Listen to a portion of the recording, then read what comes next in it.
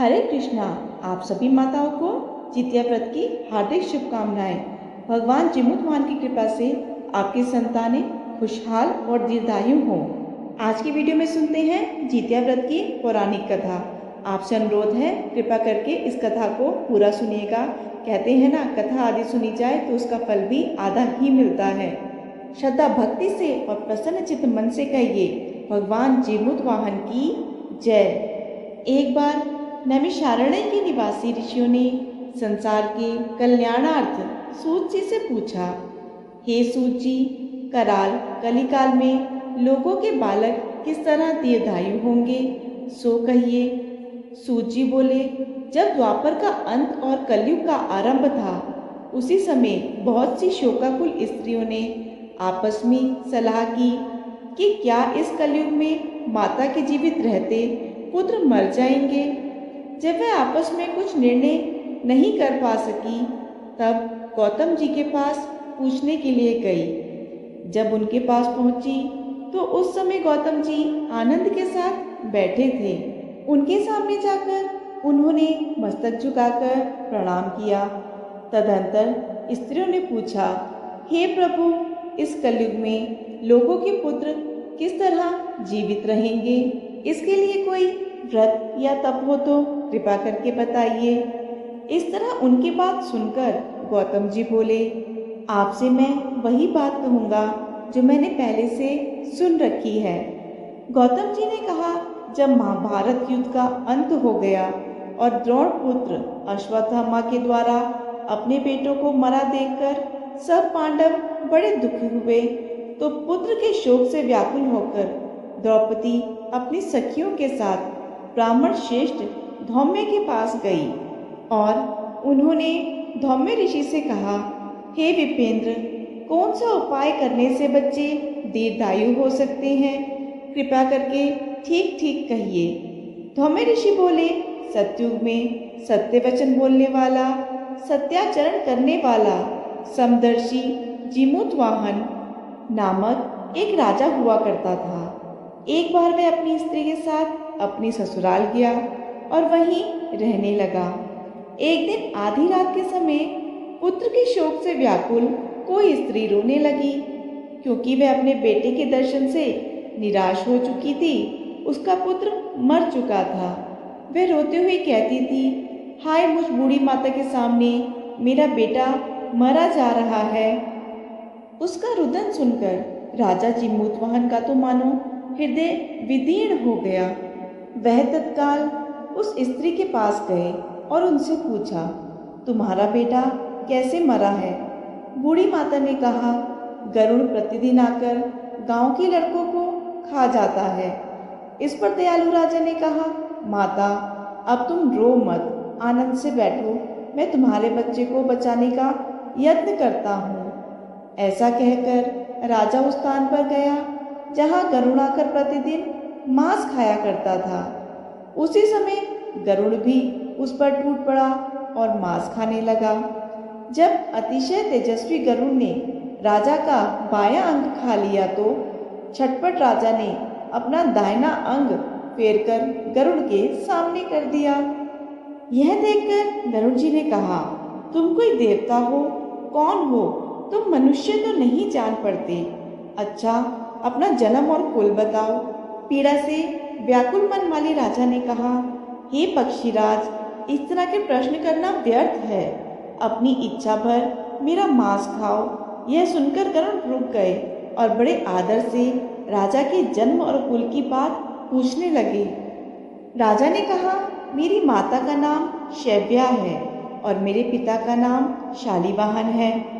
सूर्य वंश में मेरा जन्म हुआ है और जिमुतवाहन मेरा नाम है। राजा की दयालुता देखकर गरुड़ ने कहा, हे महाभाग, तुम्हारे मन में जो अभिलाषा है वह वर मांगो। राजा ने कहा, हे पक्षीराज, यदि आप मुझे वर दे रहे हैं तो यह वर दीजिए कि आपने अब तक जिन प्राणियों को खाया है वह सब जीवित हो जाएं।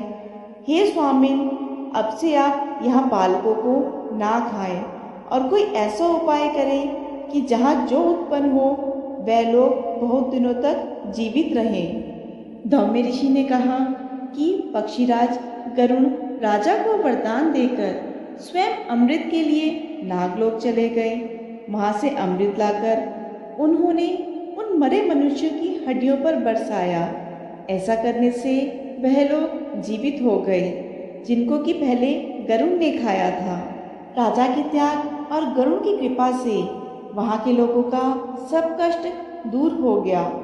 उस समय राजा के शरीर की शोभा दूनी हो गई थी। राजा की दयालुता देखकर गरुड़ ने फिर कहा, मैं संसार के कल्याणार्थ एक और वरदान दूंगा। आज अश्विन कृष्ण सप्तमी से रहित शुभ अष्टमी तिथि है।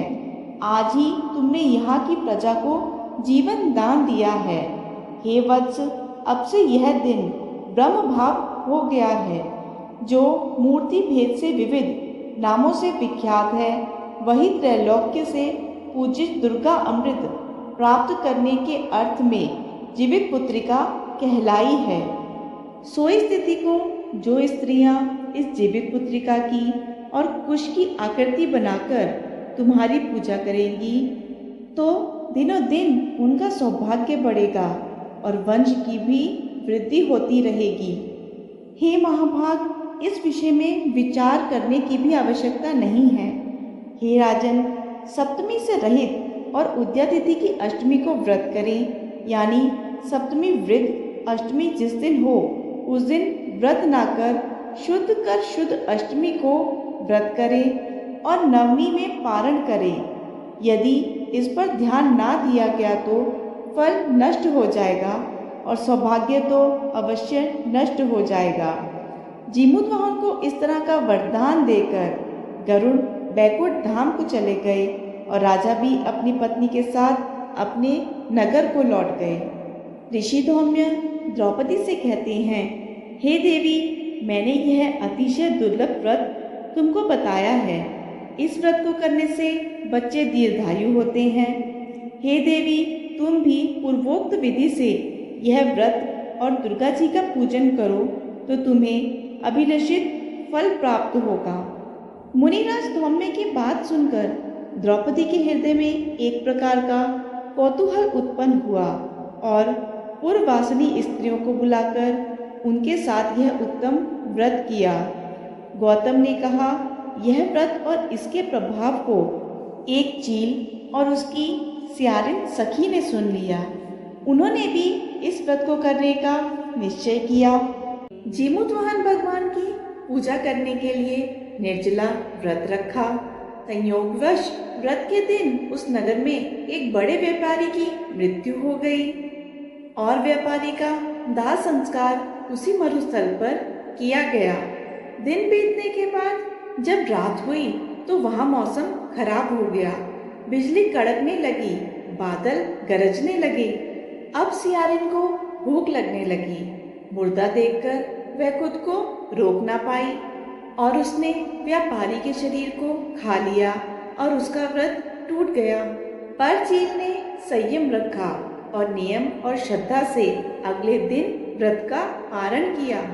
फिर अगले जन्म में दोनों सहेलियों ने एक ब्राह्मण परिवार में 2 पुत्रियों के रूप में जन्म लिया। चील बड़ी बहन बनी और उसका नाम शीलावती रखा गया। शीलावती की शादी बुद्धिसेन के साथ हुई। सियारन छोटी बहन के रूप में जन्मी, उसका नाम कपूरावती रखा गया और उसकी शादी नगर के राजा मलाईकेतु से हुई। अब कपूरावती कंचनवटी नगर की रानी बन गई।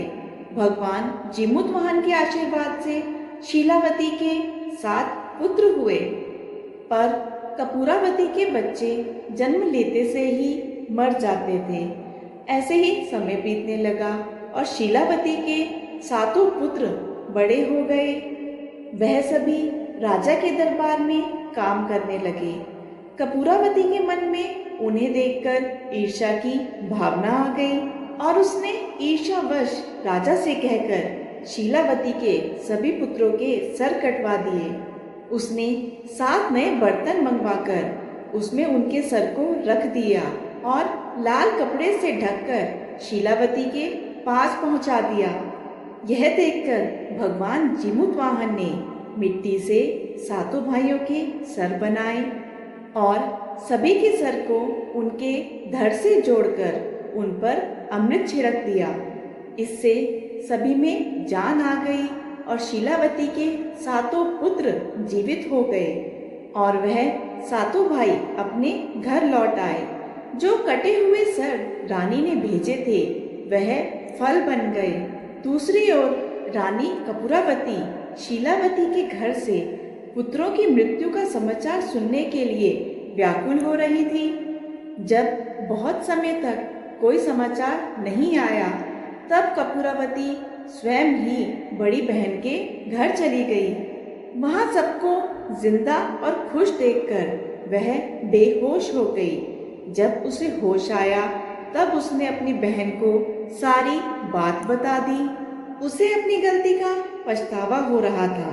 भगवान जिमुतवाहन की कृपा से शीलावती को अपने पूर्व जन्म की सब बातें याद आ गई। वह कपूरावती को लेकर उसी पाकड़ के पेड़ के पास गई और उसे सारी बात बताई। यह सुनकर उसी समय कपूरावती मृत्यु को प्राप्त हुई। जब राजा को यह सूचना मिली तो राजा ने उसी पाकड़ के पेड़ के नीचे उसका दाह संस्कार कर दिया। हे भगवान जिमुतवाहन, जैसे आपने शीलावती के सातों पुत्रों की रक्षा करी उसी प्रकार इस कथा को कहने वाले, सुनने वाले और हुंकार भरने वाले सब पर कृपा करना, सभी माताओं के संतानों की रक्षा करना। आशा है आपको ये वीडियो पसंद आई होगी। आपसे अनुरोध है वीडियो पसंद आए तो वीडियो को एक लाइक ज़रूर दीजिएगा। आपका एक एक लाइक मेरे लिए बहुत महत्वपूर्ण होता है। ऐसी और वीडियो के लिए चैनल को सब्सक्राइब करना ना भूलिएगा। धन्यवाद।